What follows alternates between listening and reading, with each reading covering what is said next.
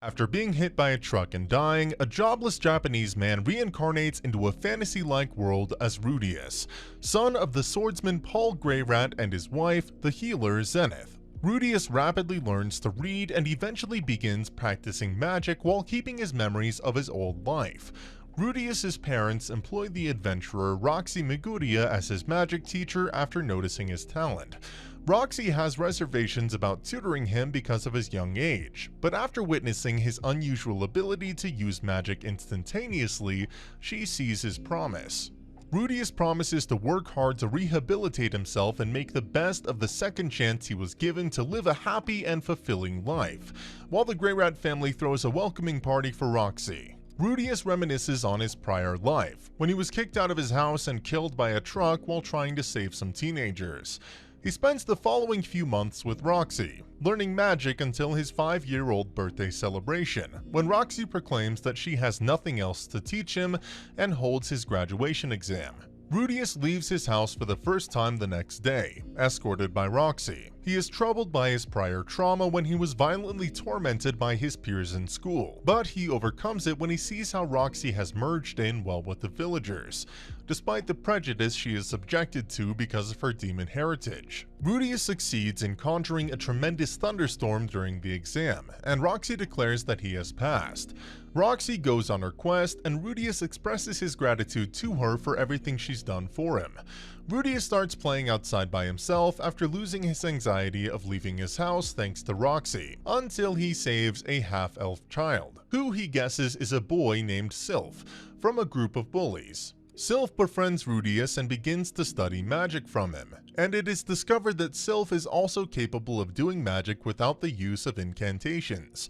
The Greyrat family is ecstatic to find that Zenith is pregnant once more, but their joy is short-lived when their maid Lilia tells that she too is pregnant following an affair with Paul. To avoid Zenith's anger, Rudeus persuades his mother to forgive her by having Paul assume full responsibility for the incident, earning him Lilia's appreciation and loyalty. Rudeus considers leaving to study at the Ronoa Magic Academy, after getting a letter from Roxy encouraging him to do so, but Sylphiette does not want him to leave her side, so he chooses to hunt for a job to help her pay for her tuition as well. As Ghislaine and Rudeus depart the village, he receives a letter from Paul in which he explains that he has acquired a teaching job to help him and Sylphiette pay for their studies. For the following 5 years, Paul prevents him from returning home or seeing Sylphiette. Rudeus meets his boss, Rudeus Greyrat, who is also the mayor and his father's cousin in the city of Roa, and is tasked with teaching Philip's daughter, Eris, though she becomes hostile to him. Rudeus knows Eris would not listen to him, so he devises a scheme to gain her trust by simulating their kidnapping with her father's permission. Rudeus and Eris are apprehended, and after persuading her to collaborate, he uses his powers to help her escape. Back in Roa, Rudeus learns that one of Philip's slaves is collaborating with their kidnappers, and that they used his idea to stage an actual kidnapping. To defend Eris, Rudeus fights the kidnappers until Ghislaine arrives, killing the crooks and arresting the servant. Eris accepts Rudeus as her tutor and invites him to live with her. Philip thanks Rudeus for defending Eris, and cautions him not to tell anybody about his ties to the Greyrat family, or he will be hunted down again. While Ghislaine begins teaching Eris and Rudeus swordsmanship, Rudeus teaches them magic, literacy, and math. However, Eris frequently skips school due to boredom, so Rudeus decides to reward her with 1 day off per week. Eris tries to purchase Rudeus an expensive book while out on a walk in the city, but he refuses, arguing that she cannot give gifts to people without her own money, and suggesting that her father give her an allowance. Eris gives Rudeus a vial he was previously interested in with her allowance, which puts him in a tight spot because he's afraid of admitting to her and Ghislaine that it is in fact an aphrodisiac. With Eris's 10th birthday approaching, Rudeus allows her dancing teacher to take over a portion of his teaching schedule in order to help her improve, while he uses his newfound spare time to learn other languages. Despite this, Eris's dance is barely improving, and she's considering giving up, but Rudeus urges her to keep going and begins assisting with her lessons. While Rudeus improves his foreign language skills with the help of Ghislaine and Roxy, Eris does not. On the day after the party, she fails to dance with another noble. After urging Eris to incorporate some of her combat talents into her routines, Rudeus steps in and effectively dances with her. Following the festivities, Rudeus runs across Eris's grandfather, Soros, who notices a weird ball of light in the sky and worries it's an awful sign. 2 years later, Eris and her family throws Rudeus a birthday party, which he is first dissatisfied with because his own family was unable to attend owing to an upsurge in monster activity across the country. Rudeus is given a high-quality magic staff, and Philip announces his desire for Rudeus to marry Eris and succeed him. But Rudeus declines. An enormous amount of cloud mana develops in the sky a few days later, and the legendary hero Paragus Dola dispatches his assistant Arumanfi to investigate. Arumanfi assaults Rudeus, who was exercising with his new staff alongside Eris and Ghislaine, suspecting him of being responsible for the cloud's emergence. But Ghislaine defends him and reveals his innocence when a great flash of light envelops them. Rudeus has a brief contact with an elusive figure known as the Human God, who urges him to rely on and support the guy who saved him in his nightmares. He then awakens in his current form, where he discovers that he and Eris are lost in the demon continent and have been saved by Rudeus Greyrat, a member of the dangerous Supard race, who becomes their friend and offers to accompany them home. During their stay, Rudeus learns from Rudeus that his tribe's bad reputation stems from the cursed spears they receive from the demon lord Laplace, which has turned them into mindless murderers, and that the spear he holds belonged to his son, whose death at his hands restored his senses. Rudeus is moved by Rudeus' ambition to clear his race's name, and the three set off from the settlement on their trek across the demon continent. In the city of Reincarnation, Rudeus, Eris, and Rudeus come. Rudeus paints Rudeus' hair and makes him appear to be a Midgardia tribe member in order for him to enter the city without incident. The three of them form the Dead End Adventure Group, but their inexperience prevents them from taking assignments that will pay well enough for them to make ends meet. Rudeus joins a quest to find a lost pet at the recommendation of the Human God, which leads them to another gang of adventurers who kidnap pets in order to collect the bounty for finding them. Rudeus tries to interrogate the kidnappers after they're defeated, but he's injured by one of them, prompting Rudeus to kill him instantaneously. Rudeus is chastised by Rudeus, who forbids him from killing again. Rudeus uses the kidnappers' greater rank to force them to take higher-ranking jobs for their own party, improving their reputation. All of Paul's family members are missing after the Mana Surge in Fitoa, except for Norn, and he invites his contacts to form search parties to find them. Meanwhile, Rudeus and his companions are searching for a mystery monster in the middle of a forest in order to complete a quest. They come upon two more groups who are also on the lookout for the monster. One of the groups is ambushed by monsters, but Rudeus chooses to wait, resulting in the death of one of the adventurers. The monster attacks and kills the other party before Rudeus and his companions can slay it. Rudeus is approached by another adventurer in Reincarnation, who finds his plan to tackle higher-ranking tasks and tries to blackmail him. Rudeus ditches his disguise, showing himself as a Supard, and then threatens to kill the adventurer if he reveals their secret. Moved by Rudeus' vow to protect Eris, Rudeus reconciles with Rudeus after leaving the city. Rudeus continues to journey with Eris and Rudeus all the way to a seaside city in the demon continent's edge, unaware that Roxy, joined by two of Paul's former companions, is also arriving on the continent to hunt for him. Rudeus and his party finally arrive at a coastal city with a port, while Roxy and her party arrive at the same time by boat. But both parties fail to encounter each other. Unfortunately for Rudeus and Eris, Rudeus' boat fee to travel the ocean is too high for them to pay because he is a Supard. While searching for a solution, Rudeus is visited by Human God, who orders him to purchase food in a specified location, where he encounters and feeds a starving vagabond. Rudeus uses his demon eye to save a man from harm, and the vagabond exposes herself to be the reincarnated demon emperor Kishirika Kishirisu, who rewards him with a demon eye that allows him to see a few seconds into the future. Rudeus chooses to sell his staff to raise money for Rudeus' ticket and become accustomed to his new ability, but Rudeus himself discourages him, pointing out that it will harm Eris's feelings. The man Rudeus rescued then appears, introducing himself as Gallus Cleaner. Roxy and her friends, Talhand and Ella Lanais, set out to search the city for any signs of Paul's missing family, especially Rudeus. Unfortunately, because Rudeus travels under a false name, Roxy is unaware that he is in the same city.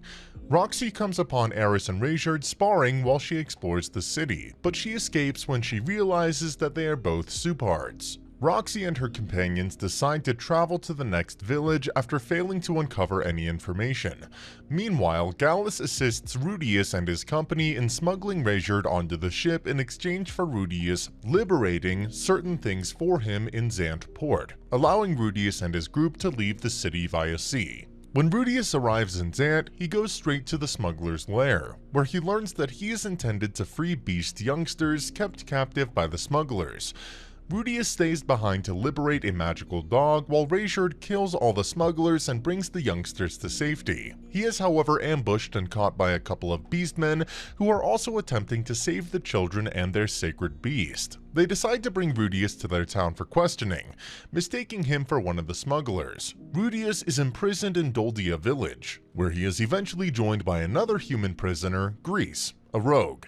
The community is besieged by smugglers wanting to capture beast children a few days later, and both Rudeus and Grease break out and assist the locals, except for Gallus, who reveals himself to be the head of the smuggling ring who fooled him in order to use Reincarnates as a distraction to attack the village's warriors away.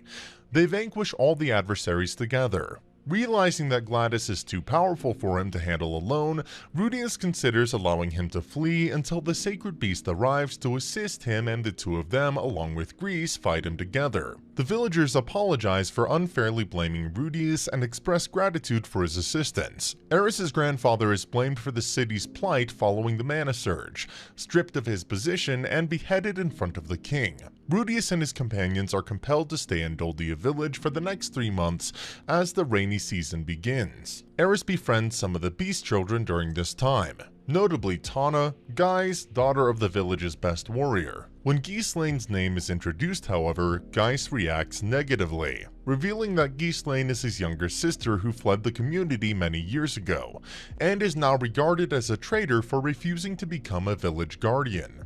Tana becomes interested in learning sword fighting as a result of this, and Eris joyfully agrees to be her tutor. Rudeus and his companions are ready to go after the rain stops 3 months later. Tana is enraged that Eris is leaving and has a fight with her over it.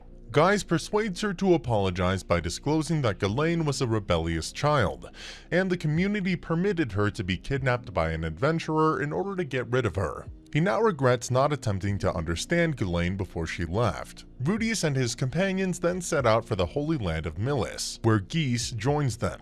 Militian, Mil's capital city, is reached by the party. Rudeus thinks that everyone should take the day off while Geese leaves the group. Rudeus, on the other hand, discovers what appears to be a kidnapping and pursues the kidnappers. When he confronts the kidnappers, he is taken aback to learn that Paul is their leader. Paul reveals that their home village was caught in the teleportation calamity, and he and his group have been searching all over for the missing villagers and their families for the past 1.5 years. Paul asks Rudeus why he never tried to write a message home or even think about the other victims of the calamity when Rudeus tells him about his journey from the demon continent, and Rudeus has no explanation. Both of them get into a brawl, which Norn only manages to break up with his intervention. Rudeus runs after seeing Paul's party despise him, which brings up memories of being ostracized in a previous existence. When Eris notices Rudeus is in a bad mood, she does her hardest to cheer him up, which he appreciates. Paul is visited by Grease, who reveals himself to be a member of Paul's party, and pushes him to make apologies with Rudeus, telling him that Rudeus is still a child. Paul has nightmares about what might have happened to Rudeus and decides to abstain from alcohol. Rudeus and Paul meet again the next day. While the encounter begins awkwardly, Rudeus knows Paul misunderstood his intentions and is attempting to make amends. They reconcile after having a heart-to-heart. Despite the fact that Eris's family is still missing, Rudeus says that after escorting her home, he will continue looking for the rest of his family.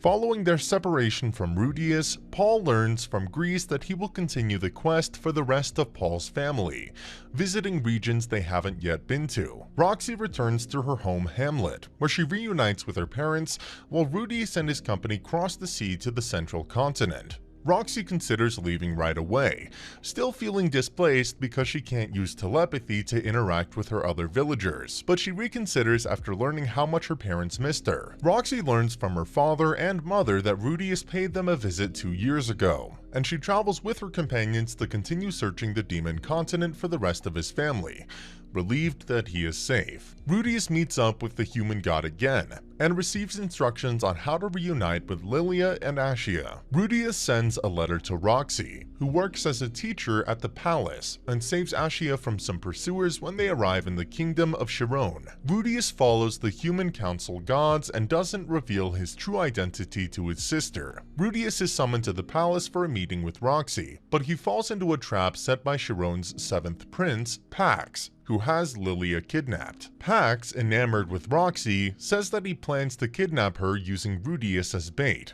Rudeus is visited in his cell by Chiron's 3rd prince, Zenoba, who idealizes him for his lifelike sculptures of Roxy and Reincarnate and wants to become his apprentice. When Rudeus explains that only Pax has the ability to break the seal on his cage, Zenoba agrees to help. Meanwhile, Pax's guards bring Reincarnate, Eris, and Aisha into the palace in exchange for the release of their families from Pax's clutches. Zenoba then kidnaps Pax, with Aisha explaining that Zenoba is a blessed child with extraordinary strength, who goes by the moniker of the Decapitator Prince. Pax is coerced into releasing Rudeus by Zenoba, while Pax's guards refuse to help after they learn that their families are safe. After that, Lilia and Aisha are sent home, and Lilia gives Rudeus a necklace Sylphie crafted for his 10th birthday, as well as Roxy's underwear. Rudeus then gives Aisha his forehead protection as a memento. Aisha apologizes to Rudeus for calling him a pervert as she walks away, indicating that she had known his true identity all along. Meanwhile, due to the incident, Pax and Zenoba are exiled from the Chiron kingdom under the pretense of staying abroad. When Rudeus, Eris, and Reincarnate encounter Orsted, the dragon god, they continue their trip. Eris and Reincarnate are terrified and refuse to move, but Rudeus ignores their pleas and converses with him. Orsted questions Rudeus about the human god and attacks him, assuming Rudeus to be one of his apostles. Reincarnate and Eris try to protect Rudeus, but Orsted easily defeats them and kills Rudeus. Rudeus sees the human god as he dies, who tells that Orsted is cursed with multiple curses, one of which curses all living beings to dread him unreasonably. But Rudeus is unaffected. Despite not knowing the human god's true intentions, Rudeus thanks him for his assistance, but rather than dying, he returns to the world of living, where he learns that Orsted's companion, Nanahoshi, intervened on his behalf and convinced Orsted to save his life and spare him before the two left. Rudeus exposes the nature of the human god to Reincarnate during the night, as well as the information that the supered curse on him is gradually melting away. The next day, the party arrives at Rudeus's hometown ruins, where he experiences flashbacks about his childhood. Reincarnate then states that he will go because Rudeus and Eris are powerful enough that they no longer require his protection. Rudeus and Eris say their goodbyes to Reincarnate before heading to Roa, which is likewise in ruins. Eris rejoins Ghislaine and her servant Alphonse there. Alphonse, on the other hand, says that Eris's parents were both slain in the teleportation episode, while her grandfather was put to death by the monarch. Alphonse also reveals that another branch of the Greyrat family has offered Eris the opportunity to marry into them in order to continue the family line, despite Ghislaine's opposition. Rudeus subsequently learns that Sylphie was not found dead, but he still has no idea where she is. Eris enters Rudeus's tent that night and sleeps with him. The next morning, however, Rudeus discovers that Eris has gone to an unknown destination with Ghislaine, leaving him heartbroken and perplexed. Meanwhile, Eris had embarked on her own journey with Ghislaine, in order to strengthen herself so that she can fight Orsted and protect Rudeus. Despite disclosing his identity as a Supard to them, Reincarnate saves some travelers from animals, gaining their gratitude. Zenoba and Greece continue on their own travels. In Doldia village, Gaius and Tana continue to train together. Roxy runs across Kishirika and offers to help her pay off her massive bar tab. On return, Kishirika uses her demon eyes to track down Rudeus's family, discovering that Aisha and Lilia have been safely returned with Paul and Norn, while Zenith is in the Begarit continent's labyrinth city of Rapon. Roxy and her companions begin quickly making plans to travel through the Greyrat continent. Rudeus is still depressed, but after having a dream about Zenith, he realizes that he still has a responsibility to locate her and overcomes his fears to continue on his trip. Sylphie is attempting to persuade an unknown group to accept Rudeus into their ranks, and that's the end of the video. As always, if you liked what you saw, subscribe to the channel. I'll be uploading a lot of videos just like this, so I'll